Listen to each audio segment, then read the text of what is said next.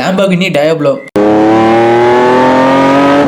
இந்த car 1990ல launch ஆயிருக்கு. டயாப்லோன்னு சொல்லப்படுற வேர்டுக்கு ஸ்பானிஷ்ல பிசாசுன்னு அர்த்தம். இந்த காருக்கு அவங்க பிசாசுன்னு பேர் வைக்கிறதுக்கு ரீசன் இந்த காரோட பர்ஃபார்மன்ஸ் தான். அந்த அளவுக்கு ஒரு வெறித்தனமான பர்ஃபார்மன்ஸை காட்டும். அப்படியே இந்த காரோட இன்ஜினை பத்தி சொல்லணும்னா 5.7 litre naturally aspirated most powerful V12 இன்ஜினை யூஸ் பண்ணிருக்காங்க. இந்த காருக்கு அடுத்ததே இதே மாடல்ல சில ஸ்பெஷல் எடிஷன் சொல்லி 6 லிட்டர் V12 இன்ஜினை யூஸ் பண்ண டயாப்லோவும் ரிலீஸ் ஆனது. இந்த 5.7 லிட்டர் V12 இன்ஜினை கொண்ட கார் 492 ஹார்ஸ் பவர் ப்ரொடியூஸ் பண்ணிச்சு. 6 லிட்டர் V12ல வந்த இன்ஜின் 595 ஹார்ஸ் பவரையும் ப்ரொடியூஸ் பண்ணுது. இந்த காரோட top speed 325 km/h 0 to 100 km/h 4 செகண்ட்ல கிராஸ் பண்ணிச்சு. 5 speed manual gear box with rear wheel டிரைவோட வந்த one of the fantastic beast இந்த காரை சொன்னாங்க.